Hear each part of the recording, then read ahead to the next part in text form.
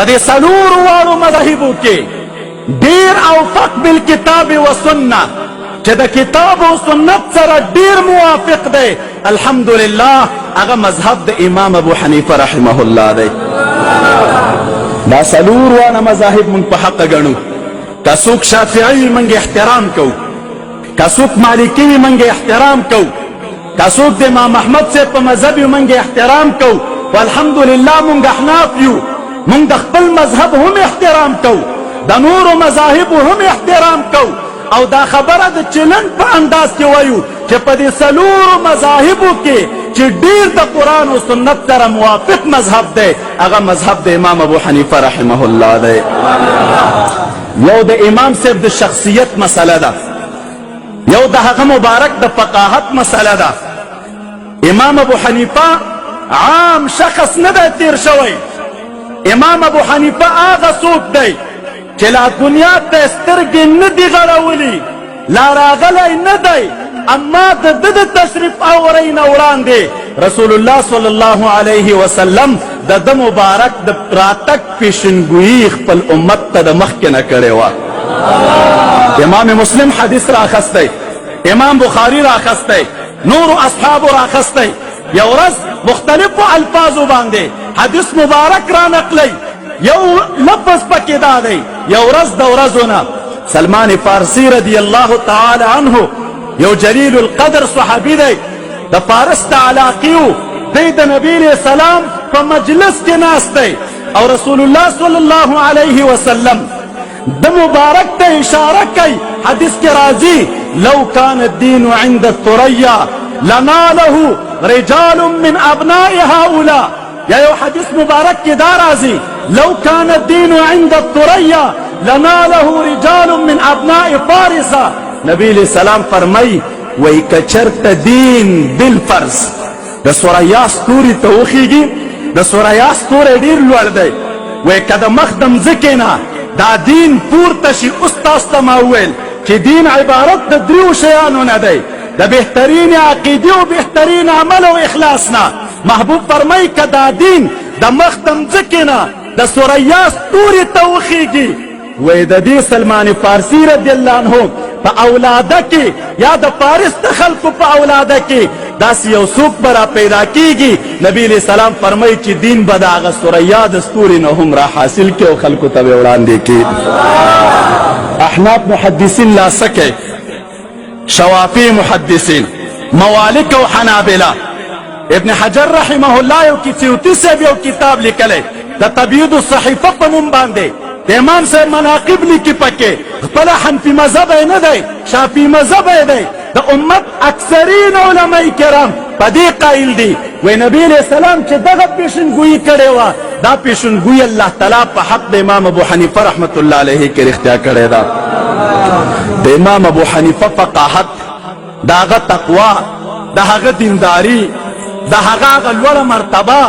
د هغه ذکاوت دا هغه څوک دی چې په هغې وخت کې هم اغیار هم منه او دوستانو هم منه نن هم اغیار مني او دوستان هم مني معزز سامعینو دغه بهترین امام چې کوم عمل د رسول الله صلی الله علیه وسلم مونږ او تاسو ته واضح کړی دا د قرآن او سنت سره ډیر موافق دی ولې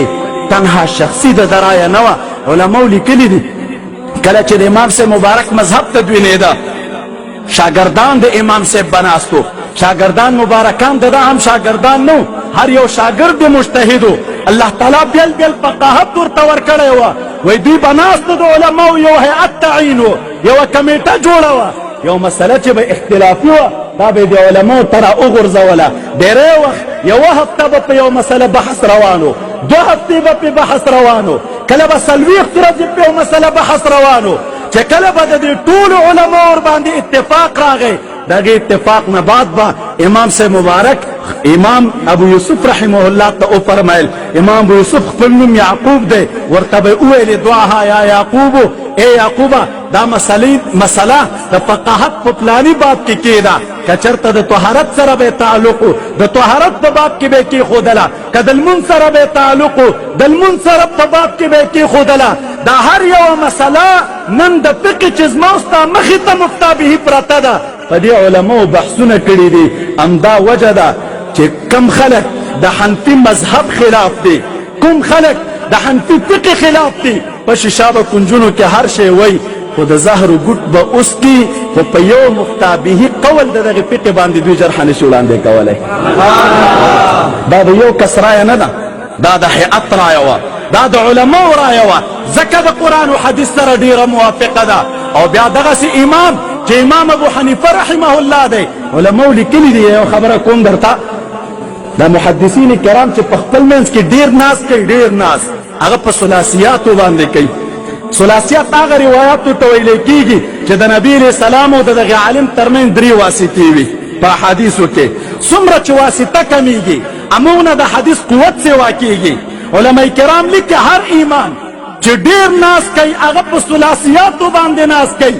او د هغې ثلاثیاتو د جملې نه چې په خپلو کتابونو کې لري، نور محدثین هم لري، امام بخاري رحمه الله هم لري. علماو د تاریخ لیکلي اکثره هغه ثلاثیات چې امام بخاري رحمه الله ته را رسېدلي دي، الحمدلله دا د امام صاحب د شاګردانو په واسطه را رسېدلي دي. د دغسې بهترین امام پیروان یاستو موږ او تاسو. نو د دې وجې نه چې امام مو اعلی، فقه اعلی ده، مذهب اعلی دی، د دې ناز د وجې نه موږ او تاسو ځان ته حنفیان وایو. څه شی ځان ته وایو؟ وپېژنده حنفي څه معنی؟ هغه څوک چې د امام ابو حنیفه رحمت الله علیه د مذهب تابع وي، دغه د فقه تابع وي، په هغې باندې عامل وي. د دې وجې نه مونږ چې دی ځان ته احناف وایو، او یا یو کس ځان ته حنفي لیکي، دا ناز دی دوستانو. نو قرآن او حدیث کې چې کوم بهترین عمل ذکر دی، د هغې بهترین عمل وضاحت دغې بهترینو امامانو مونږ او تاسو ته کړی، بالخصوص امام ابو حنیفه رحمه الله. و ای دوستانو، امام سے مبارک وړاندې تیر دی، د مذهب کتابونه الحمدلله شته، په مذهب کې حواشي شته، متون شته، پکې شروحات موجود دي، پکې ټیم په ټیم باندې علما کرامو خدمت کړی دی دغه بهترین مذهب ته او دغه بهترین رای ته او لارې ته. خو لیکن دا سلسله د خدمت چې سندن را چلیدلې ده او نن هم موجوده ده، د نن نه یو څو لسګونه کاله وړاندې د دغه بهترین مذهب وضاحت دا چې موږ او تاسو ته کړی، د افغانستان علماو کړی، موږ پې ناز لرو. فقيه ابو جعفر هندواني په مزار کې زیارت لري په بلخ کې، صاحب د سند دی. د امام صاحب مبارک د فقه اقوال چې ترې رانقل دي په خپل سند سره یې رانقلی. نور په لسګونو علما کرام موږ او تاسې هلته لرو چې اقوال د امام ابو حنیفه رحمه الله ترې رانقل دي، خو لیکن زمونږ او ستاسو په دې پاکستان، افغانستان، په دغې ملکونو کې چې د دغې بهترین مذهب خدمت کړی دی او په ښایسته او احسنې طریقې سره یې کړی دی، هغه علماو د دیوبند کړی دی. الله تعالی دې د هغې سعی قبولي کړي. علما د دیوبند هغه څوک دی چې د رسول الله صلی الله علیه وسلم د صحیح احادیثو د قرآن کریم د بهترین